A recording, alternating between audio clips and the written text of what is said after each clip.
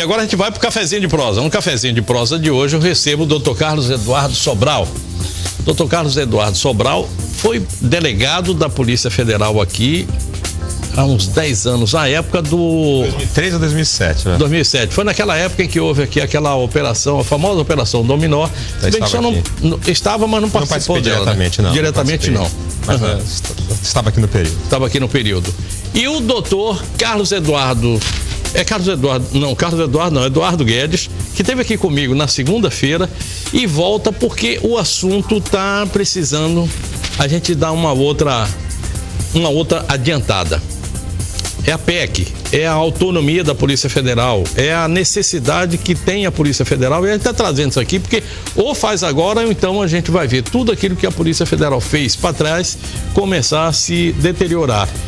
E isso é muito ruim para o país. A gente está vendo que boa parte do que está acontecendo hoje aí, com relação ao combate à corrupção, é por força da atuação da Polícia Federal. É lógico que é um conjunto todo, mas uma boa parte é da Polícia Federal. Boa noite, doutor. Boa noite. Deixa eu falar primeiro com o doutor Sobral, que faz tempo que a gente não conversa aqui. Roda a vinheta aí, vamos lá com o doutor Sobral.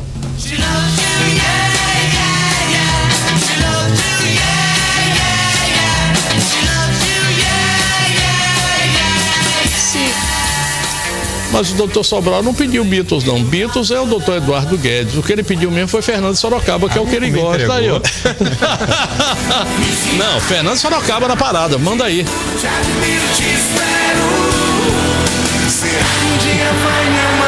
Pelo amor de Deus, se não tocar um sertanejo, não dá, né? Vai ficar magoado, ficar chateado. É verdade. Sobral, você é de onde? Sou de Ribeirão Preto. Ribeirão Preto. Taquaritinga, que é uma cidade ao lado de Ribeirão Preto, mas cresci em Ribeirão Preto, São Paulo. Interior de São Paulo. Ali a região boa de... Fernando Sorocaba parece que tem fazenda ali por perto. A região gosta muito do sertanejo. Gosta muito do sertanejo. Gosta muito do sertanejo. Boa noite, doutor Guedes. Beatles chegou aí para o senhor, eu sou Beatle maníaco também. Muitíssimo obrigado. Quando vocês me obrigam a ouvir Beatles, eu fico aqui extremamente feliz e agradecido. Bom, daquela entrevista, daquele papo que nós tivemos aqui, o que é que mudou? Sexta-feira passada, né? Me parece que está fazendo uma semana. O que é que já mudou aí? Adiantou de alguma forma? As pessoas estão começando a entender mais ou menos o que é que a gente tratou naquele momento aqui? Sim, a gente está esclarecendo perante instituições e a população o que realmente se trata essa autonomia. Essa é a nossa real intenção, é um debate transparente sobre isso e buscar esse apoio tão necessário para a instituição de Estado que a Polícia Federal é. Doutor Sobral, a gente está falando de autonomia. O senhor está agora como diretor... Presidente da Associação de Delegados. Brasil Nacional. Já tem algum tempo, né? Tomei posse em dezembro. Era da diretoria, mas presidente agora a partir de dezembro. A partir de agora. Isso.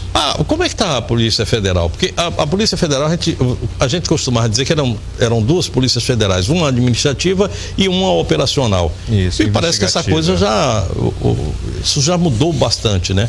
A gente vem construindo a nossa instituição ao longo dos anos com muito esforço, né? De 2002 em diante, nós fizemos uma opção muito clara, que a Polícia Federal tem como prioridade o combate à corrupção, o combate ao crime organizado. A gente vem atuando em todo o país com muito empenho, com muita dedicação para conseguir ser uma instituição republicana, uma instituição de Estado, uma instituição que não persegue, não protege, que tem os seus princípios baseados na legalidade. E hoje nós vivemos um momento de muita ansiedade.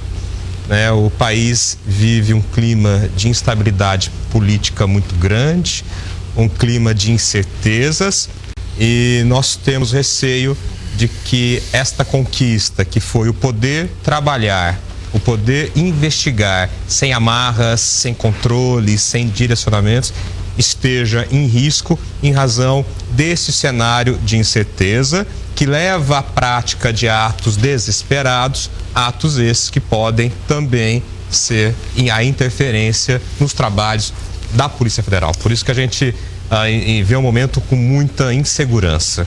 Isso, a corporação sente isso também, sente essa insegurança, isso passa também para dentro da corporação? Passa, e não é uma sensação dos delegados, não é uma sensação só da Polícia Federal. Nós estamos ampliando esse debate com a sociedade para demonstrar que a nossa autonomia hoje não é baseada na Constituição. Nós não temos as mesmas garantias que possui o Ministério Público, que possui o juiz, que a própria Defensoria Pública conquistou.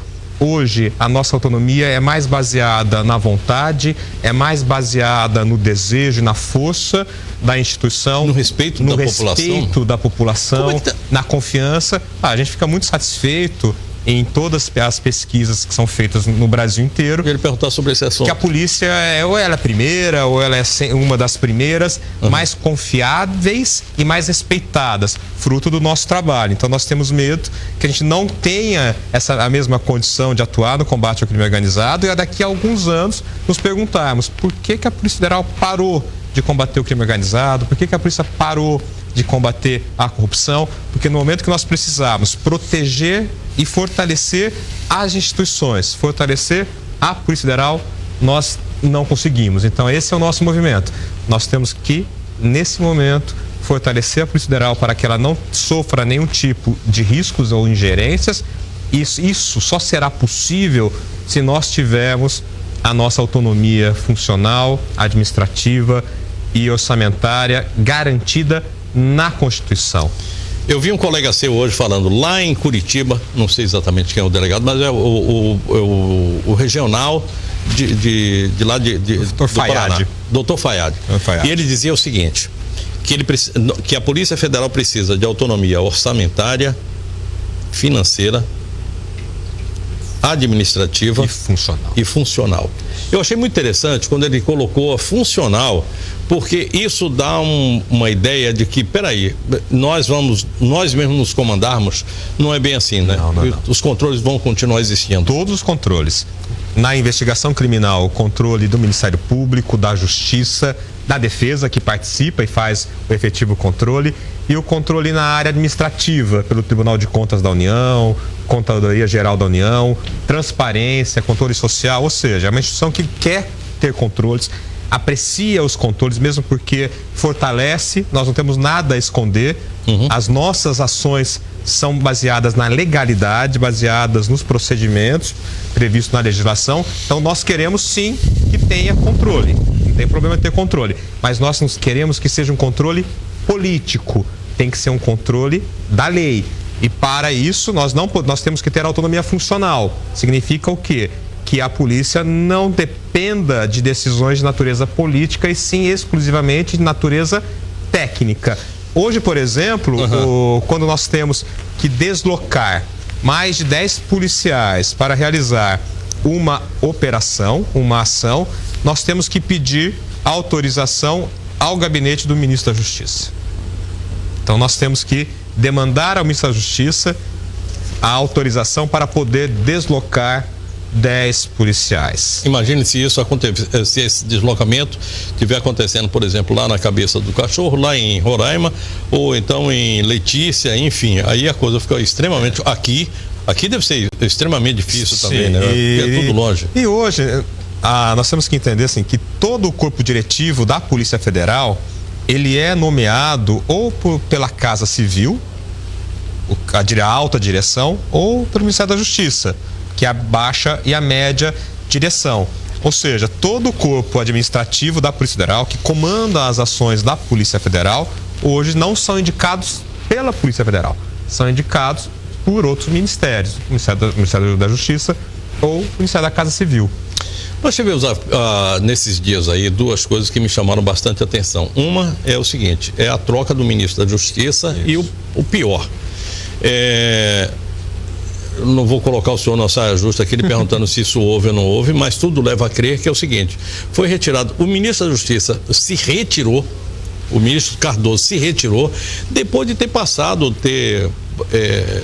deixado vazar uma informação que terminou dando nessa confusão toda que foi a oitiva do presidente Lula lá em São Paulo. na hora que se procurou alguma coisa, já existia algo que estava ali vazado, a peneira já tinha furado, o peixe já tinha passado.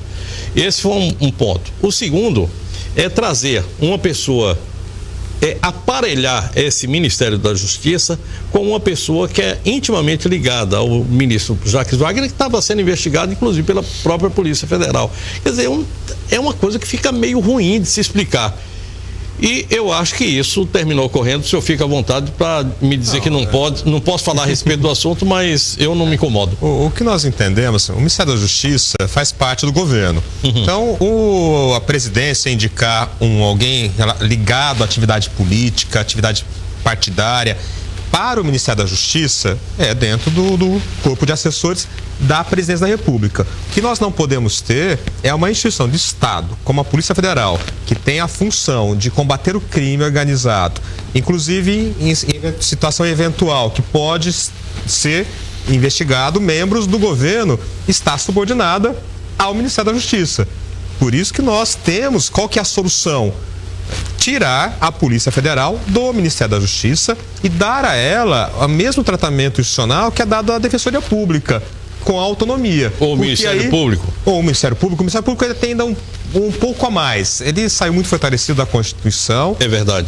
Tem prestado um relevante serviço, né? Fez por merecer o prestígio e o fortalecimento que tem. O que nós pedimos é um pouco menos. Ele tem uma independência, um quase poder. Nós não temos. Nós não pleiteamos uma independência.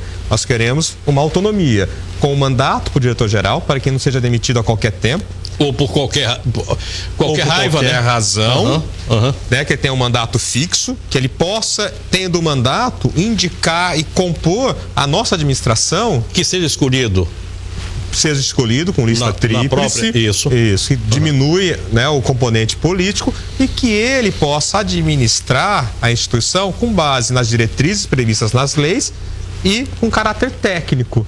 Então, porque assim, com a autonomia da Polícia Federal, se a troca do ministro por outro componente político, outro quadro político, não afetaria e não colocaria em discussão, né, uma possível interferência na Polícia Federal.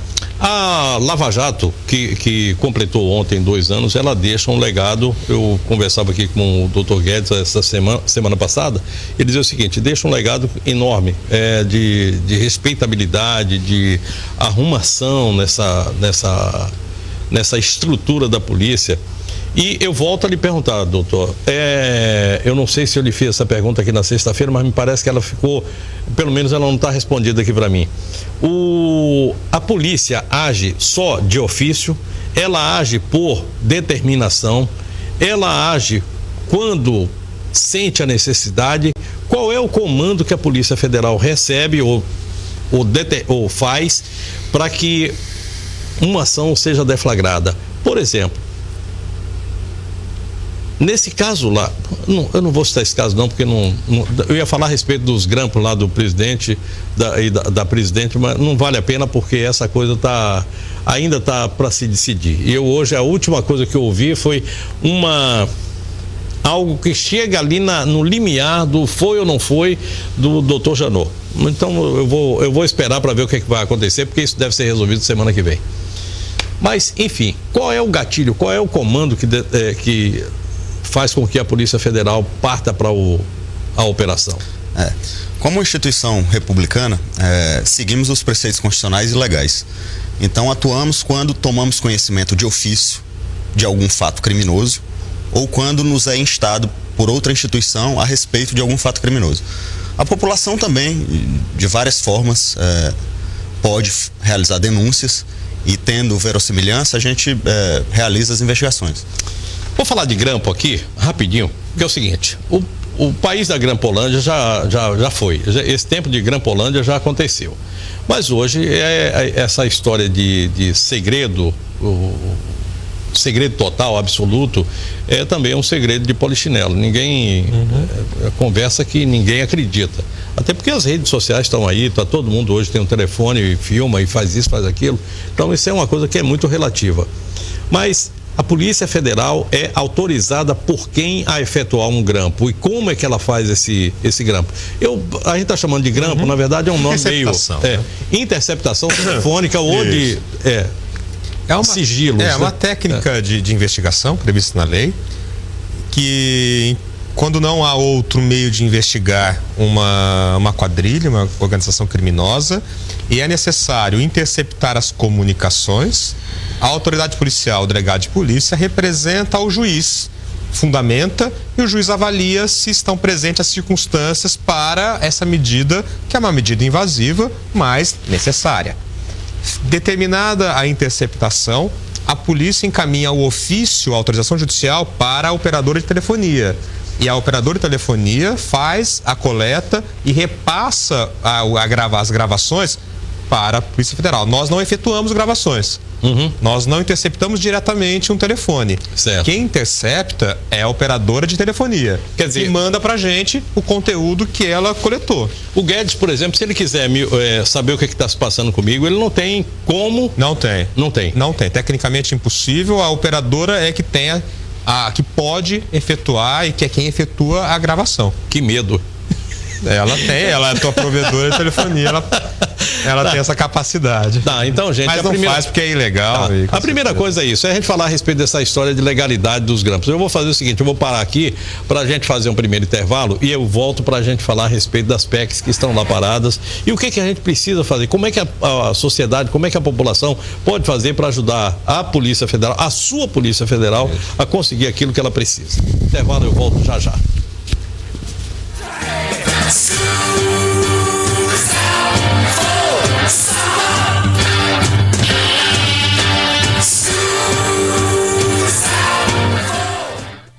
Tempo Real.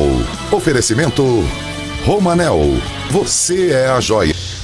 Doutor Guedes, doutor Sobral, eu falava a respeito de um seu colega que hoje falou das 4 autonomias. Eu acho que eu posso falar assim, as 4 autonomias, que eu julgo que são absolutamente necessárias. Isso. Eu queria que você falasse para a população por que ela é necessária. Vocês estão com 2 PECs, quer dizer, uma proposta de emenda à Constituição para corrigir algo que já deveria ter sido feito lá atrás. Isso. E que até agora não foi. Bom, sobre a autonomia orçamentária, né? Até agradeço a oportunidade de esclarecer. Hoje, a nossa proposta orçamentária, ou seja, como é que a gente vai investir os recursos no ano seguinte, nós fazemos uma proposta, uma minuta. Essa nossa proposta vai ao Ministério da Justiça, que manda para o Ministério do Planejamento, que manda para a Casa Civil, e essa proposta pode sofrer todo tipo de alteração e os recursos que nós gostaríamos de canalizar para o combate, por exemplo, às ações prioritárias como a corrupção, podem sofrer outra destinação. Com a autonomia orçamentária, nós receberíamos o recurso, o volume, pela lei de diretrizes orçamentárias, que falaria: a Polícia Federal tem 1 bilhão para investir no ano seguinte. Nós identificaríamos as prioridades e faríamos a nossa distribuição dos recursos de acordo com as prioridades, tecnicamente, sem ter esse filtro político dos outros ministérios, que é componente do governo. A autonomia financeira, o que ela garante? Ela garante que a Polícia Federal, uma vez definido o orçamento, ela não sofra contingenciamento. Que o contingenciamento é aquela história de agora eu não vou poder gastar não, você deixa aí, na hora que eu puder eu gasto. Né? O que acontece? A gente tem no orçamento, por exemplo, 100 milhões de reais e o governo fala: você não pode gastar os 100 milhões de reais. Só vai poder gastar, investir esse recurso quando eu autorizar. Aí demora 1 mês, 2, chega no final do ano, ele libera o recurso. No final do ano já não há mais tempo hábil para os processos administrativos para aplicar o recurso. No final do ano nós temos que devolver o dinheiro ao governo, dando a impressão que nós não aplicamos o recurso porque nós não estamos precisando, mas na verdade nós ficamos com o orçamento congelado, com o dinheiro sem poder aplicar na construção de unidades, na compra de equipamentos, na compra de computadores, no pagamento de deslocamento de policiais para as investigações. Ou seja, nós ficamos congelados com o nosso recurso contingenciado, que na verdade é bloqueado, até o final do ano, e no final do ano, quando desbloqueia, não é mais possível aplicar. E aí o governo fala: não, vocês ainda devolveram o dinheiro, por que vocês pedem mais recursos? E aí, com a autonomia financeira, isso não pode acontecer. E a autonomia administrativa, que é a nomeação, a indicação, a composição Organização da interna, nossa né? organização, da nossa instituição internamente. Como funciona no Ministério Público? Como Deixa eu funciona fazer a uma pergunta Defensoria? aqui. Pela importância que tem e pela proximidade em termos de função, a Polícia Federal poderia ficar pendurada no Ministério da Defesa ou não deve? Deve ficar realmente no Ministério da Justiça ou não, ou nem isso? Nem isso. O Ministério da Defesa tem um papel importante de proteger a nação contra ameaças externas, proteger contra eventuais conflitos armados, proteger contra agressões. A defesa civil, a investigação criminal, deve ficar dentro de uma instituição autônoma, com vinculação à presidência, ao governo, ao poder executivo, mas com autonomia. Ela não é um poder independente, ela não é um quarto poder, mas ela é uma instituição que tem a sua roupagem, a sua força garantida contra qualquer tipo de ingerências. Então, ela não é um outro poder. Ela é uma instituição autônoma dentro do poder executivo. Como é que ficaria a ABIN com relação à Polícia Federal? A ABIN é um órgão mais ligado à presidência da República. A ABIN é um órgão de assessoria na área de inteligência. Hoje ela está na Secretaria de Governo da Presidência da República. Porque, convenhamos, não é uma forma muito inteligente de... Bom, mas deixa lá. Ela estava no Gabinete de Segurança Institucional, o GSI ele foi extinto e aí colocaram a ABIN dentro da Secretaria de Governo da Presidência da República. Complicado, extremamente complicado, mas deixa quieto, porque isso aí outro assunto.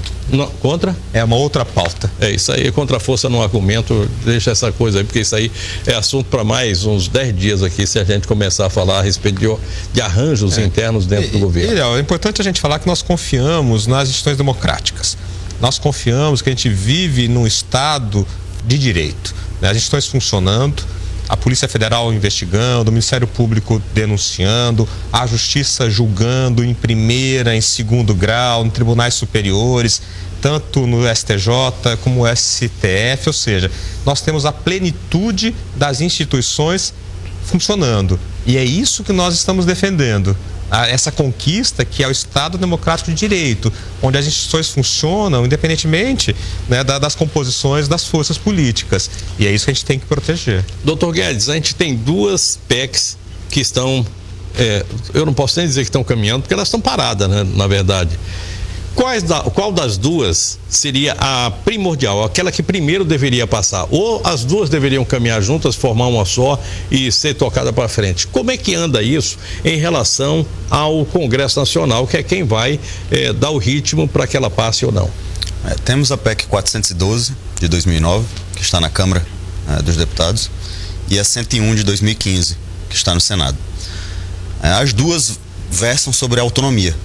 A 101 trata sobre a situação de mandato para a direção-geral da instituição, e a 412 trata do arcabouço da autonomia, que a gente está aqui debatendo. Ela é primordial, ela é mais... Ela envolve, ela pode, essa outra pode ser jogada dentro dela, acredito, né? Tem que se avaliar os estudos de processo legislativo e a composição política para... Como é que está lá dentro do Congresso? Uma está na Câmara, a outra está no Senado, né? Isso, está no Senado, a do mandato diretor-geral no Senado e a da autonomia na Câmara.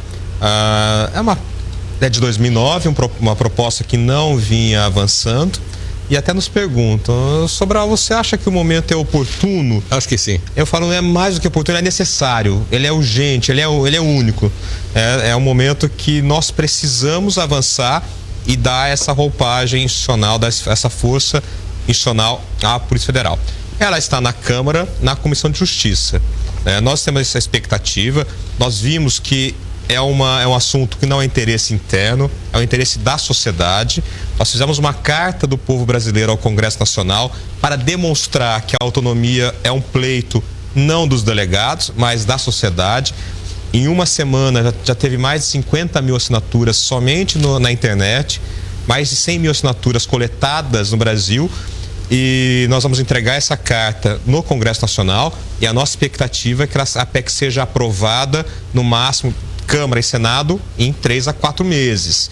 E eu tenho certeza que o Congresso vai atender a esse anseio popular. O Congresso reage bem a pedidos populares. E essa pauta da autonomia, ela ganhou as ruas. É uma pauta que foi levantada em todo o país, em todas as manifestações de combate à corrupção.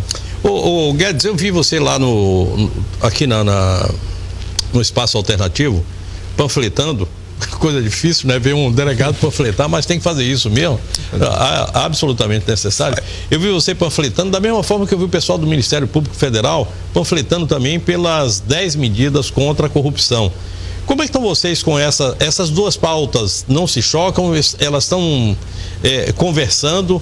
O entendimento que a população tem é de que são duas coisas muito parecidas ou que são iguais? Como é que você vê? Correto. Na nossa compreensão não há choque, não há conflito. As medidas contra a corrupção passam também por uma instituição isenta que possa investigar a corrupção. Então a autonomia traz essa estabilidade, essa segurança para que a Polícia Federal possa investigar sem temor de contingenciamento no orçamento, de mudança das diretrizes de política de segurança pública, enfim. Ela trata do aperfeiçoamento da legislação. O Ministério Público, ele já pode pensar no aperfeiçoamento da legislação, porque ele já tem a autonomia, ele já tem essa força institucional. Nós estamos ainda com um passo atrás. São medidas que se complementam. Melhorar a legislação, melhorar o instrumento de combate ao crime e melhorar as instituições que combatem o crime, as medidas se complementam, se ajudam e, com certeza, se aprovadas, nós teremos um arcabouço normativo e estrutural, no caso da Polícia Federal, muito mais apropriado para continuarmos combatendo o crime e a corrupção. Você percebeu que... Importante registrar que existem normatizações internacionais, do direito internacional, que já trazem essa roupagem de que a investigação do Estado deve ser isenta e ter essa estrutura de segurança jurídica, de estabilidade. É evidente que toda instituição que investiga crime praticado, inclusive com um abuso de poder ou com desvio praticado por membros de governo, tem que ter autonomia em relação ao governo. Isso é evidente. Nós estamos agora corrigindo um erro, ou um equívoco, um esquecimento do passado. Porque nós começamos a combater o crime organizado, inclusive crimes praticados por detentores de poder econômico e político, só que fizemos isso sem nenhuma proteção institucional. E nós estamos vendo agora que a reação pode ser forte. E a gente, se não tiver essa proteção, nós podemos involuir muitos anos no combate ao crime organizado. Eu vou voltar para um momento que nós tivemos aqui há pouco tempo, Operação Satyagraha. Vocês saíram chamuscados naquela história e depois de uma operação, uma belíssima operação, um trabalho muitíssimo bem feito, saiu queimado um juiz de Sanctis, se eu não me engano, é esse o nome dele? De Sanctis. De Sanctis. E saiu chamuscado da Polícia Federal, inclusive com a perda de um dos seus delegados, o delegado Protógenes. Aquela operação lhe ensinou ou trouxe alguma coisa para essa operação Lava Jato que vocês estão fazendo hoje, que vocês participam? Não estou dizendo que fazem não, porque quando você faz uma operação é muita gente, né? São diversos organismos, tudo isso. É muita gente. Tem lá uma série de coisas que precisam ser investigadas e tem que ser de diversas formas e com diversos braços e mãos, senão a coisa não vai para frente. Você acha que aquela Satyagraha lá acabou ensinando a vocês alguma coisa? Porque a cada operação a gente aprende, inclusive quando alguma técnica é questionada e gera nulidade da operação, a gente coloca como lição aprendida. Estamos vendo de novo esse assunto que é o grampo, né? Então, o que aconteceu naquela oportunidade? Era comum nas investigações o apoio de outras instituições como a ABIN, que ela não tem a função investigativa, mas tem a parte de inteligência. Era comum. Quando essa prática foi aplicada na Satyagraha, o sistema judicial chegou à conclusão que não seria possível a participação de servidores da ABIN na investigação criminal e anulou a investigação, a operação Satyagraha, e identificou como um abuso de poder ou como um desvio das autoridades que conduziam a investigação. Então, hoje, a participação de outras instituições, ela é submetida a um pedido judicial para que haja o compartilhamento de provas. No caso da Lava Jato, o que nós temos? Houve um vazamento? Não houve um vazamento. Houve uma decisão judicial Queria que você falasse a respeito desse assunto. Publicizar a interceptação. Eu não ia lhe perguntar isso, porque eu não sabia como abordar essa. Mas não houve, né? Vazamento não houve. De vocês, nenhum. Não houve. Houve uma decisão judicial. Nem dele. Uma decisão do juiz. Decisão judicial tomada nos autos de forma formal, que pode ser questionada, foi fundamentada. Se correta ou não, vai ser questionada no processo. A defesa vai argumentar que não, o sistema pode argumentar que sim. Enfim, mas ela não foi clandestina. Não foi um vazamento. Foi uma decisão judicial de publicização do conteúdo interceptado. Publicizar é retirar o segredo. Sigilo. Pronto. Isso aqui é público, todo mundo quiser pode ver aqui. Aí foi isso que foi decidido. Foi isso que foi decidido. Não apareceu lá nenhum japonês levando para a Rede Globo, nem para a Record, nem para a Band, nem para ninguém. Não houve vazamento. Houve vazamento na Polícia Federal, não houve vazamento no Ministério Público, não houve vazamento na Justiça. Houve uma decisão judicial de retirar o sigilo. Aliás, ele falou isso hoje. Ele disse: eu fiz. E ele foi. Eu gosto do Moro. Aí ele disse o seguinte: eu fiz, e esse não é um entendimento meu único. Tem muita gente que tem outro detalhe que mas da decisão judicial continuou se recebendo. O que acontece? De quando o juiz decide, há um processo de encaminhar a decisão para a operadora. Tanto para começar a interceptação, há um tempo. Ele decidiu, tem que fazer um documento, mandar para o operador e a operadora começar a coletar, como para cancelar. Ele decide, faz o documento, nós mandamos para a operadora e a operadora, até cancelar a interceptação, ela continua mandando o conteúdo para a polícia. E o que nós recebemos, a gente encaminha para a Justiça. Nós não apagamos, nós não podemos apagar. Então, o que a Polícia Federal recebeu, até o momento que a operadora continuou coletando, que foi o processo para ela cancelar, nós mandamos para a Justiça. Então, não teve interceptação além da decisão judicial, fora do tempo. O que houve foi o processo, tanto para começar como para terminar. Isso é normal, isso é comum. Vou lhe fazer uma pergunta para sim ou não, simplesmente. Não está havendo excesso de preciosismo nessa história, não? Antes disso, vocês descobriram como se pode criar uma figura simpática para falar de polícia, caso agora sem... O japonês apareceu assim, ficou a figura mais conhecida da Polícia Federal.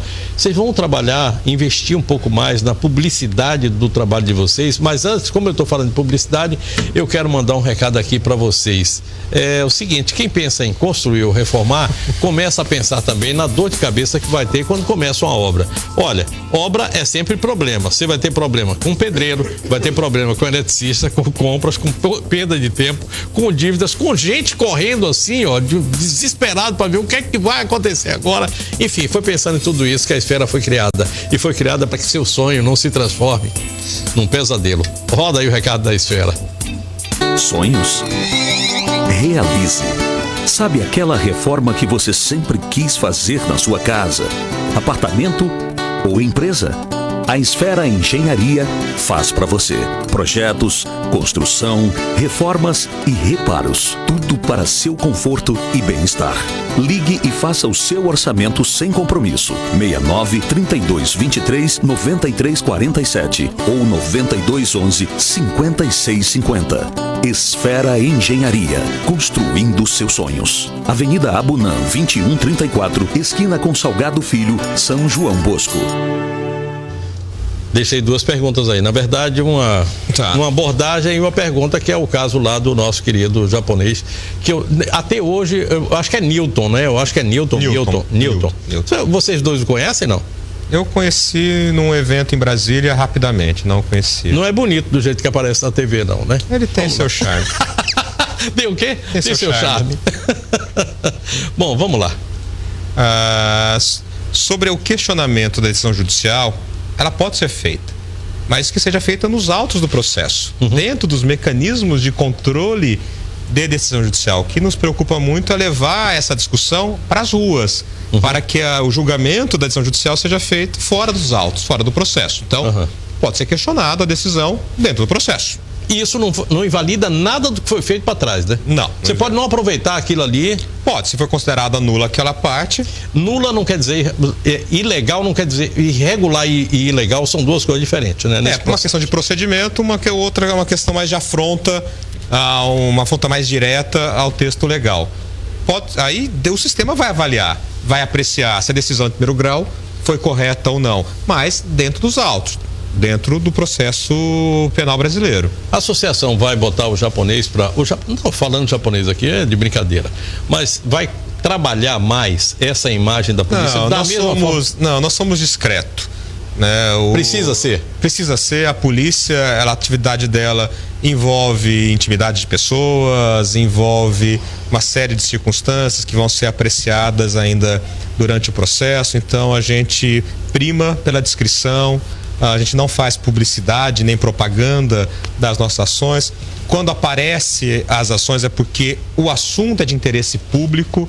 Há o envolvimento de pessoas que são de interesse público. Não é a polícia que promove, a Polícia Federal que promove a ação. É a ação que é de interesse público e há interesse da sociedade, e aí a imprensa se preocupa e se ocupa de levar a informação à sociedade. A polícia não vai fazer publicidade nem propaganda. Como é que a população pode fazer? O Guedes já me disse aqui, olha, eu já falei aqui, você pode encher a caixa do seu deputado, a caixa de e-mail dele com pedido. Você pode ligar para ele. Você pode ligar para o Congresso Nacional. O Congresso Nacional tem um telefone em que você é atendido e é um telefone, é um 0800. Entra lá no site do Congresso, eu não tenho o número dele aqui específico, mas você pode pedir para ver como é que anda uma PEC. Por exemplo, isso aí vai ajudar um bocado. Bastante. Mas o que é que pode fazer mais? Assinar, né? Assinar. Uhum. Assinar no site da DPF, que é www.adpf.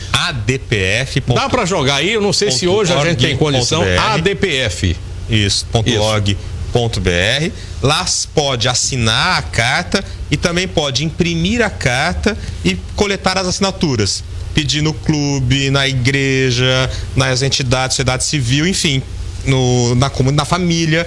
Pode imprimir e pedir apoio e coletar assinaturas e mandar para a gente. Será muito importante porque nós vamos demonstrar que há, né, esse anseio popular para poder aprovar a PEC. É um apoio muito bem-vindo. Institucionalmente, como é que a Polícia Federal chega a se posicionar agora a respeito de impeachment, sim ou não? A Polícia Federal é partidária, né, os assuntos da política não nos diz respeito, os assuntos da polícia nos são afetos, então nós não manifestamos sobre assuntos políticos. Uhum. Aí a sociedade, o parlamento, enfim, né, as forças políticas é que vão decidir os futuros. Nós só queremos continuar tendo a capacidade de trabalhar sem qualquer tipo de controle político. Belo site, eu posso comprar também, né? Tem camisetas, tem artes, tem adesivos, tem toda uma campanha, que é realmente uma campanha popular, uma campanha para um debate com a sociedade, que não é algo nosso, não é algo interno, é algo que interessa a todos nós. Só queria lembrar vocês aqui, antes da gente ir embora, o seguinte, que a Polícia Federal, a Polícia Rodoviária Federal, os órgãos de controle, tudo isso nada mais é do que parte da sociedade. É isso. Cada policial é retirado do seio da sociedade e vem para um ponto onde ele vai ficar cuidando de uma forma geral, de forma institucional, da sociedade. Tá? Então ele só é retirado de lá para cá. Continua sendo sociedade.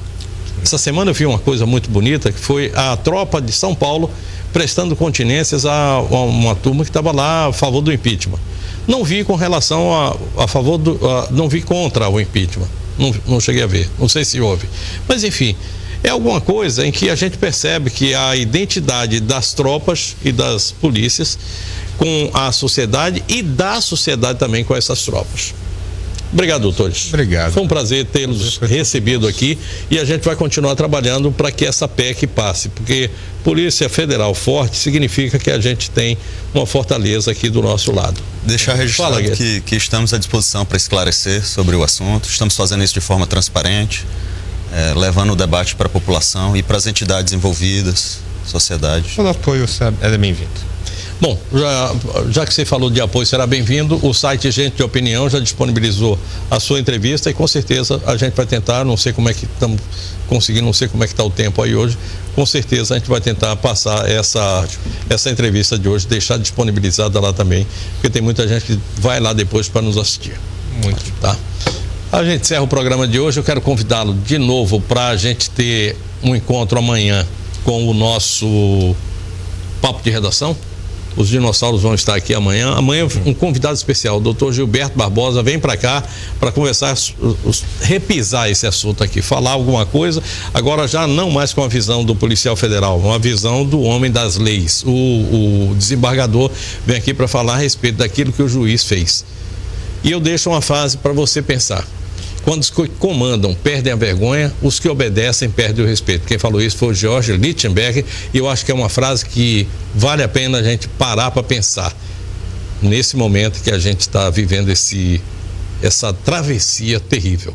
Já passamos por coisas piores. O Brasil se deu muito bem e a gente pode de novo se dar muito bem, desde que a sociedade assim queira. Boa noite, bom sono e bons sonhos, fiquem com Deus, e amanhã a gente se encontra meio-dia aqui no Papo de Redação com os dinossauros da comunicação. Tchau, tchau.